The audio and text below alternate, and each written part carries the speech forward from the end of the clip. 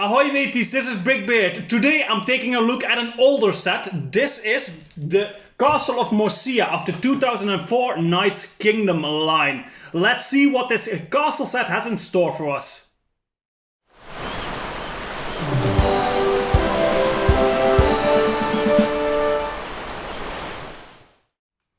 This is the completed model. So to give a bit of background information, this is from 2004. In that time LEGO wasn't doing too well and they were trying to try all different kinds of stuff to give the company a boost again. And there is definitely something to be seen of that in this set. So it's set 8781 called the Castle of Morcia from the Knights Kingdom, and it comes with only 637 pieces. If you just look at it from the size of this, it looks massive, it looks really huge. So you would think it has at least over 1,000 pieces, but only 600, so that's not a lot at all. And it retailed for $90.90, which comes down to 14 cents per piece. That is expensive, that's very expensive. To be fair, there's a huge base plate here, the type that they don't produce anymore for, well, obvious reasons for LEGO standards. They want everything to be brick built and not having the huge plates anymore. And it also drives the cost up a lot, and it's a very fragile product to ship and put in your boxes. So there are reasons that they are skipping the base plates, although I do have a very nostalgic feeling from base plates. I am used to them from when I was a kid. A lot of sets I had some base plates, and I always was pretty fond of them, so I'm glad to have a set in my hands again with a base plate. So about the set itself, when I said LEGO was trying to do some different things to boost their sales, I think this set is a good example of it, because this is more a play set than it is made really for the building. So I think this is definitely, although it says aimed at 7+, I think this is not really a model that's too interesting for the older fans of LEGO. It looks quite nice, but if you go into detail in it, there is actually a lot of flaws that you can find. And one of the main things is actually, so the play features here are that you can take all of these little towers off. You can rearrange them the way you want them. Even this front here is completely separatable. So you can put it back here. Even the middle tower is can be taken out easily. But that also clearly states my biggest concern with this set. It's very empty. It's more air than it's set. Also, the base plate in this case doesn't really help that. Because if they would have made at least a way to build the ground level up, that would give it a bit more of a buildable feel to it, and now everything seems like it's huge pieces and there's not a lot of building going on. And especially if you look at the details, like nowadays they would never release a set like this anymore because it's just super empty and bare on the inside. From the outside it looks quite decent, but as you delve deeper into the set itself, I clearly can see that this is aimed more as a play set and not for the building so much. There are some more play features here, so of course we have some weaponry and some catapults. We have the little card from the bad guys here in the form of a scorpion. We have a gate here that you can open and close. But the main play feature of this set is actually that you can change the castle pretty quickly by just turning some of these elements. The pillars can be turned, the sides of the building here can be turned, and as you can see quite quickly, you change it from the blue color pattern to the red color pattern, making it more of a castle for the bad guys that we have on this side. This is a cool feature. To really get the idea of this, I think it would also look better if you remove all the flags, so you get all the blue stuff off here. Although there is some elements, like in the levels here, where you always will see the blue elements. This is a really nice idea. I don't think they ever did something like this before or after this set. So the idea is super cool that you can turn the castle with just a few minor movements from the good guy's castle to the bad guy's castle. And that is, yeah, a really nice effort they put in here. The only thing is, it doesn't help the set from feeling very empty, a lot of air in this set, and yeah, that's not really really a good thing if you ask me, and the set will definitely lose some points on that regard. There are some more smaller play features, so we have some rotating doors here. On this side, there's not a lot going on this tower. We have a skeleton with a bit of a different print on it. Here's the catapult, like I said. This side has a little level below it where you can see some spiders in sort of a cagey thing. We have a chair on this level and a chest on this level, and that's about it. Then we have the scorpion catapult card here, which is just an easy system. You tap this side and you will launch a scorpion, which is now somewhere on the ground. So that's all there is to say about the set itself. It comes with 7 minifigures. So before we go down into rating it, let's take a good look at all the minifigures this set has to offer. The first minifigure, the Red Knight, is called Santis. And you'll notice with all of these minifigures, the torso is actually just one plain color, with the legs usually one plain color, but with a different attachment piece, usually in dark or light gray. Also, in this time, the minifigures, none of them have a double-sided head print, so everything is only printed at one side. And to start off with, this one, he has a lot of hair and a huge black beard on his face, and he looks kind of angry. So his color scheme is red with gray bluish, and his shield, which has a really nice print on it, has a bear upside and downside like on the playing cards. Also, all of the knights have a different color sword, and this one has his fitting blue-gray sword in hand. The helmets are attached onto a normal Lego helmet, but the front side that is flippable is quite unique. Next up we have the light blue knight. His name is Jaco, and his color scheme is a light blue with white and a bit of gold, especially on the shield, which has the print of a falcon or another type of big bird on it, and he also carries a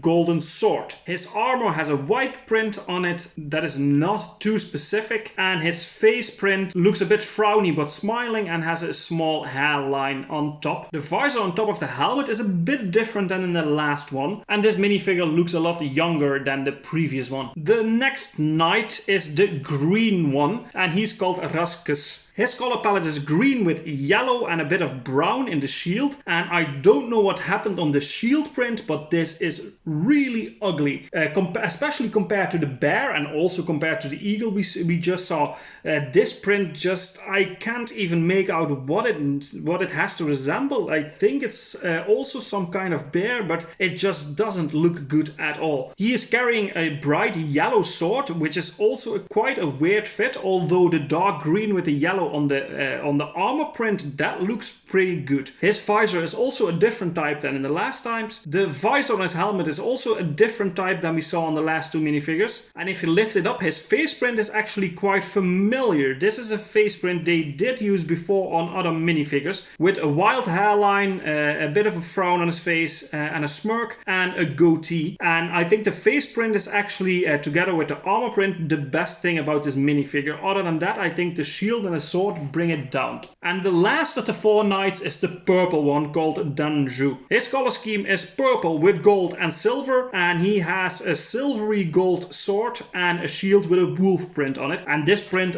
again looks a lot better than the last one, and more in style with the other 2 we saw. The yellow print on his armor is a bit of a letdown, not that exciting, but if you lift his helmet up, he has a quite unique face print with very light brown hair, a small smile on his face, but still looking a bit angry. Quite an okay looking minifigure, especially if you compare it to the green knight we just saw. Then the last of the good guys is King Matthias. And this is an absolutely great looking minifigure. His color scheme works really well with the blue that also fits the castle, gold and grey. The only thing I'm wondering is why they gave him a gold crown, but just a plain grey sword. I would personally always have switched it around with the silvery gold sword, for instance, because it would fit the minifigure better. But it doesn't take away from the minifigure just looking great. There's an amazing print on his front of his body with the lion symbol on it that we also see on the flags of the set, and a bit of chainmail under it. The legs are not printed, but they have two colors in dark grey and in the blue. And on the face print you can see that he's an older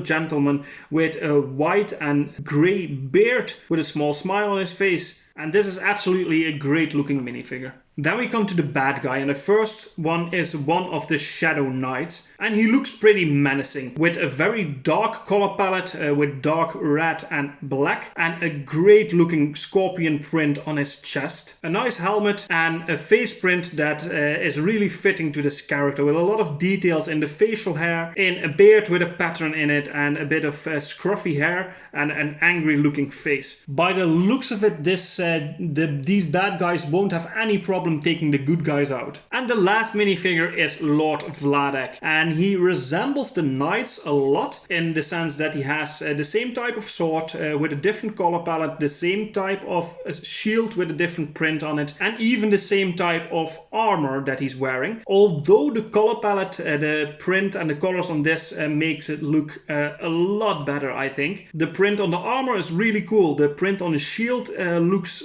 pretty dark and fitting to the character. The only shame is that the shield is printed on a white piece, and it would fit better if it would have been a dark piece. He has a unique helmet that makes me think a bit of the Nazgul from Lord of the Rings, and if you lift it up he has an evil looking face with just a bit of facial hair and some white stripes in his hairline. Very dark circles around his eyes and an angry looking face. This looks like a real bad guy.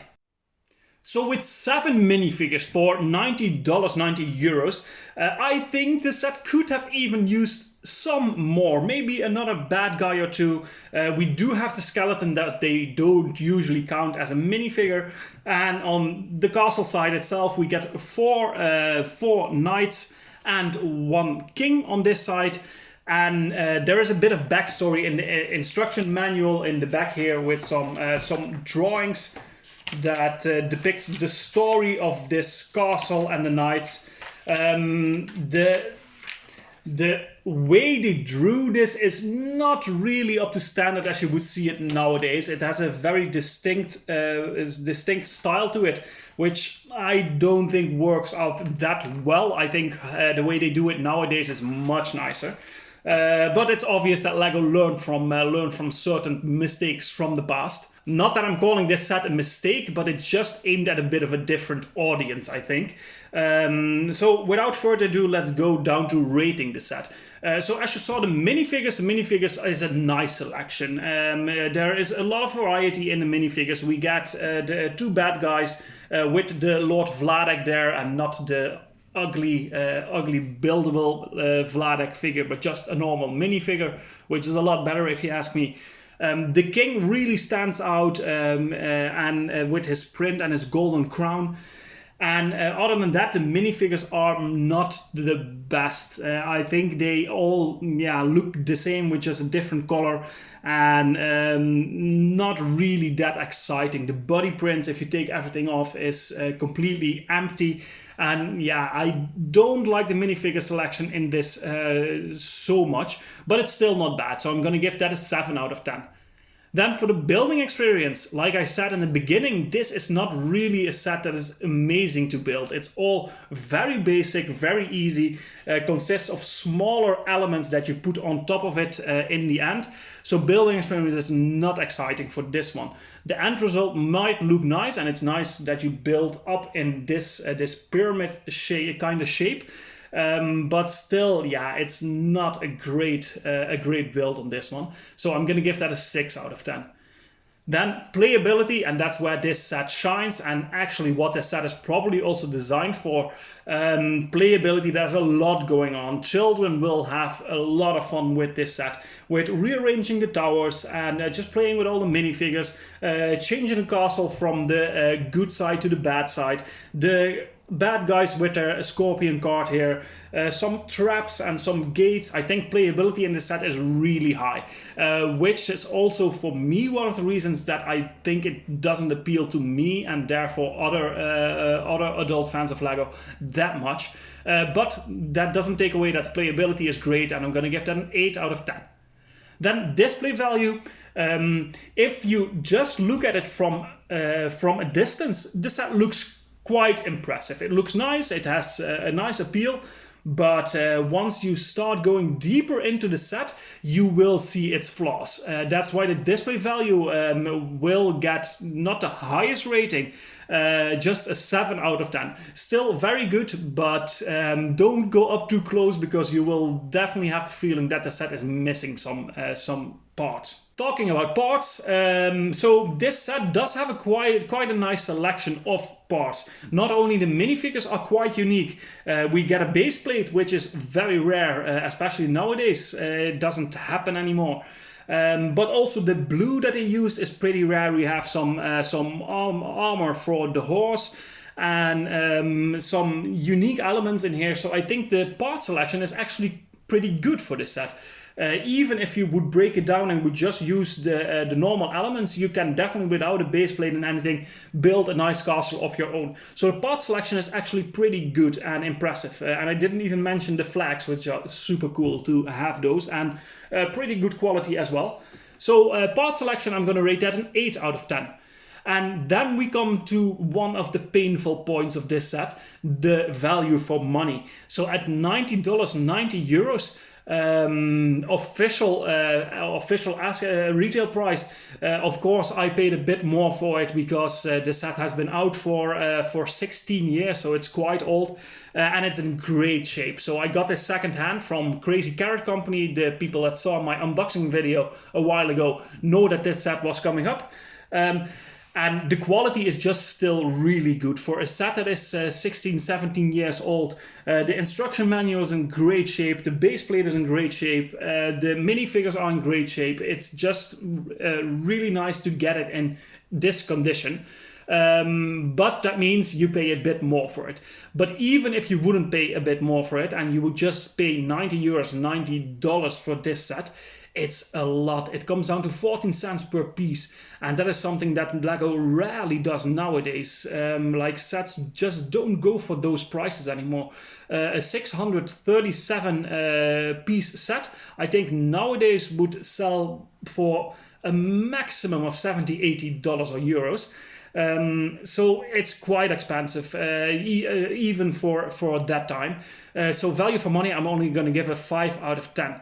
Which comes down for an overall rating of a 7 out of 10 for this set. That's okay. There is a lot of positive stuff about this set, to be said, but overall I was just a bit underwhelmed with it. There are some older castles that really trump this one. We have some older castles that even just have less pieces but still feel like more of a castle and more of a challenge to get it done and to build it. And that's why I thought this set was a bit underwhelming. And if you are going for a second-hand castle set, I would advise you, as an adult fan of LEGO at least, to take a look in some of the other ones that are available, and not necessarily in this one unless you are really looking for the play features. And that's it for today. Guys, thank you again for watching, and don't forget to like and subscribe.